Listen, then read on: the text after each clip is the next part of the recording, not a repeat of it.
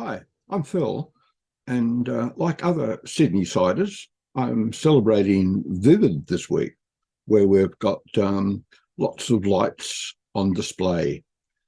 And I'm going to have a different focus on this. I'm going to look at a maker's interpretation of Vivid, where you do it yourself. You can have these at home, or you could even use the technology that I'll describe for your own light show at a disco or a party or even Christmas lights.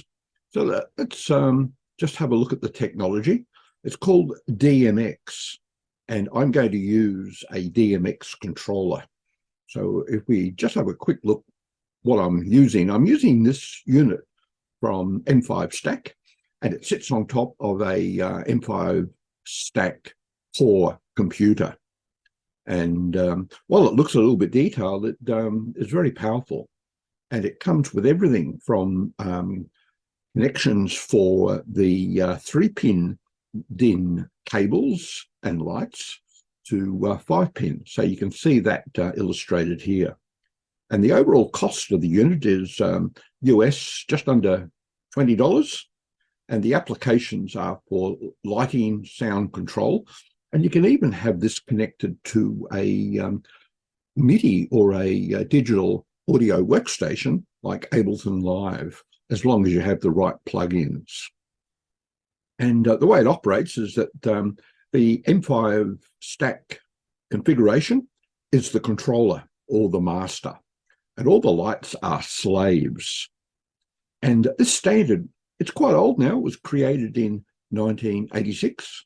And is now an American standard, EIA standard, and it follows the RS485 for differential signaling.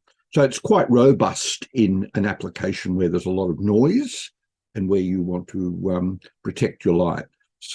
So the version I've got actually has optical isolation between the controller and the lights.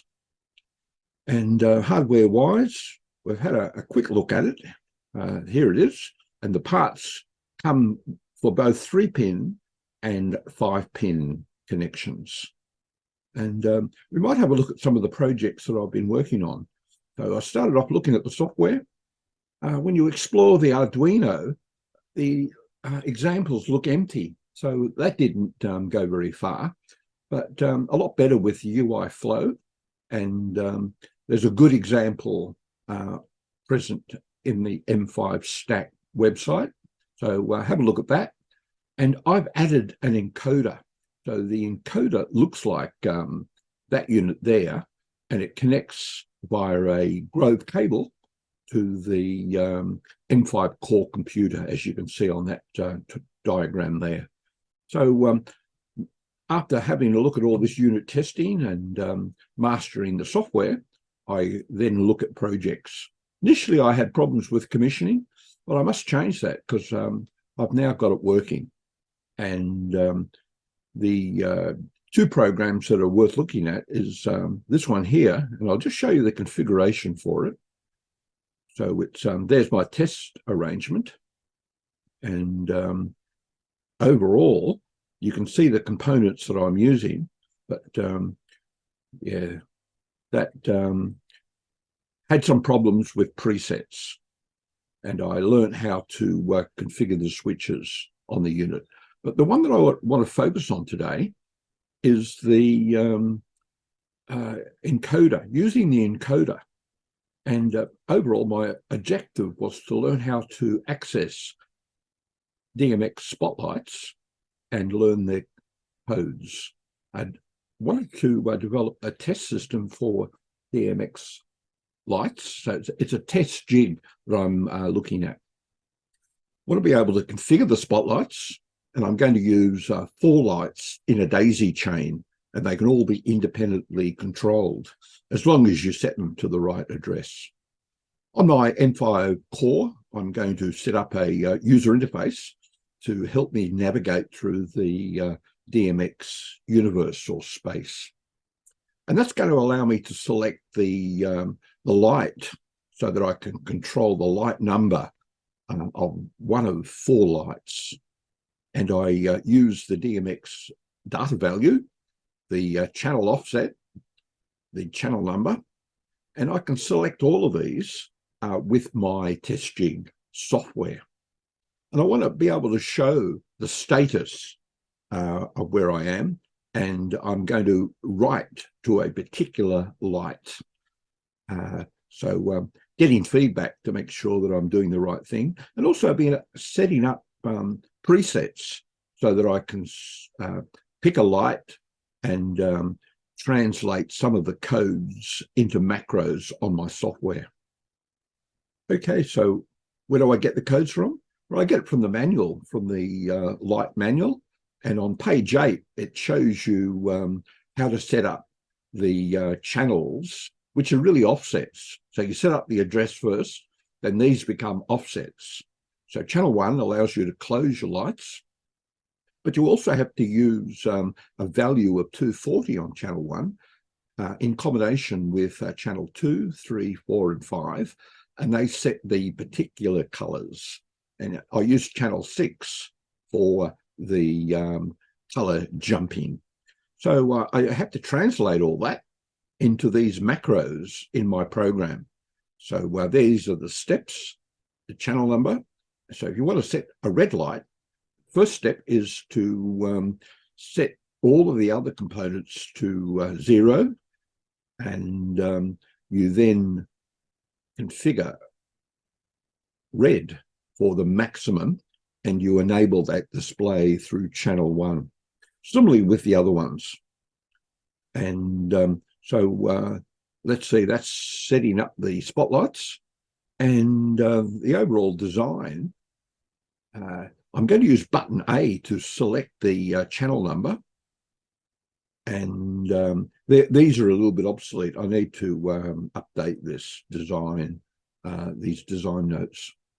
Hardware-wise, I'm using the M5Stack module from M5Stack and the M5 Core. So again, that has to be updated. I'm using the encoder and not that one.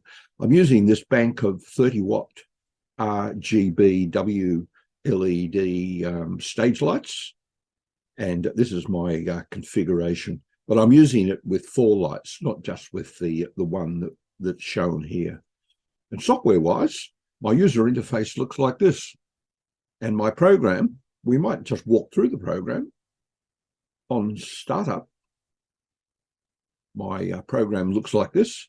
I set the labels on the user interface, and I'm enabling the DMX unit to be talks to my M5Stack Core on transmit and receive, and I enable that on pin 8. For the loop, you can see that I'm getting the value of the channel, and I'm showing that on the UI screen.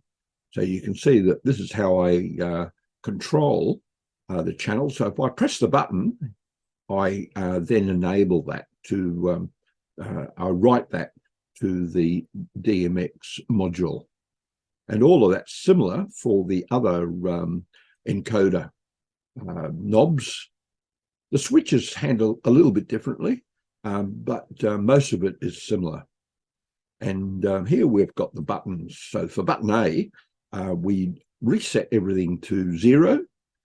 And for button B, we then set the channels 0. And while they're in software channel 0, it's actually in hardware channel 1. So there's just something to watch out for. And these presets allow me to set up the red values very quickly. And I use the reset to set everything to 0. And finally, button C is used to select the light number from 0 to 3 for a 4-light configuration. Overall, I'm happy with the results. Everything worked out very well. And it is a working system. I'll have to change that. And if you're interested in this, these are my references from the Spotlight manual, a matter of reading that carefully, and from M5Stack, You can then go to the shop and purchase the DMX module and also the core computer and the 8 encoder unit. And that's it from me for the time being.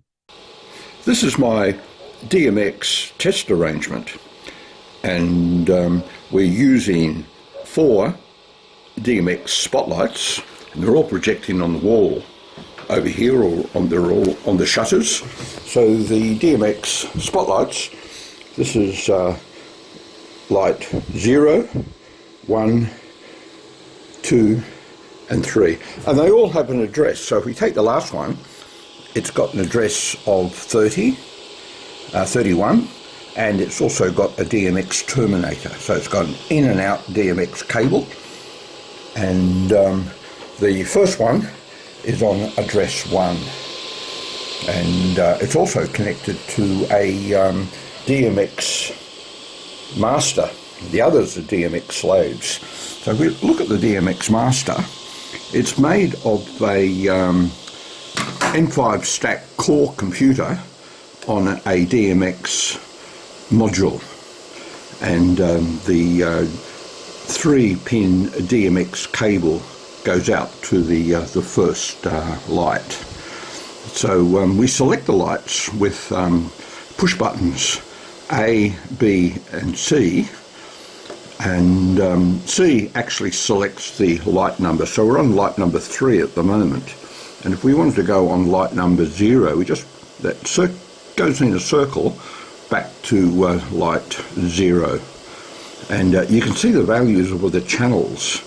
So these spotlights have 6 channels, channel 1 to 6, and I can control the value of each channel with a M5Stack unit called the 8 encoder unit, and it has channels. They're labelled on the hardware, channel 1 to channel 8, and there's a switch on the right. So we can turn everything on and off with the switch on the right, and software using the UIFlow software, it paints the screen here and shows the value. So if I want to reset everything, all the channels to 0, I just press button A and everything's gone to 0. And if I go to my presets, so the presets allow me to go on to channel 2 and select, in addition to the red, I can turn that on and off. So that's my DMX test arrangement. So you need to refer to the DMX Spotlight manual to find out how to control these lights. And for remote software control, the most important thing is this table that shows you the values from channel 1, and these are mainly to turn off the lights. So the values, you have to pick the channel number, and you also have to pick the value that you transmit to the channel. So in this case here, if you transmit 0 to 8, it will turn off the lights. Now to control light 0, we have to have the correct address, and the channel number here, channel 2, allows us to control the red light. Similarly with channel 3, it controls the green light. Channel 4 controls the blue light. Channel 5 allows us to control a white light, and on channel 6 we can do some light jumping. So if we set a value on channel 6 at, say, let's see, 3, it will do a 4-color jump. Now, the corresponding settings to the manual are similar. So channel 1, channel 2, 3, 4, 5, and 6. 7 is a repeat of 1, and so is 8. Now, if we look at the red, At the moment, if you look at on the wall, we've got the first, or the lamp 0 is off, lamp 1 is red, and the other two are blue. Now what we're going to do is just turn them all off. So we select the light number, which is here. We're going to go to light number 1. So light number 1, and we then turn off the red. So if we press the encoder button, you can see that that's gone off. And we can do the same with all the others. So what we'll do here is go to light 2 and turn off the blue. Now to turn off blue, there's red, green and blue. Turn off blue, and we've turned that off. And similarly with light 4 or light 3, what we'll do is turn the blue on that one off. So red, green and blue, and now you can see all the lights are off. Now we'll turn them all on to red, and we'll go in the reverse direction. So we'll do the presets, press button B for presets, and we're already on light 3, and what we do here, we're going to turn the red, we'll turn the green light on. So it's red, green, press the button, and you can see that we've got green. And we can do the same with the others. So we'll go back to light 0, and we'll turn that also onto blue. So red, green and blue. So we'll turn that one on, and there we are. We've got blue for light 0. And the other couple, we'll turn those on to red. So we'll go to light 1, and if we want red, we just press channel 2, and we've got red. And we'll go to the other light. We've only got one more light to go, which is light 2, and we also want that to be red. So we've selected the right light, go to channel 2, press the button, and we've got that also red. And that's how we set the colours for our DMX spotlights.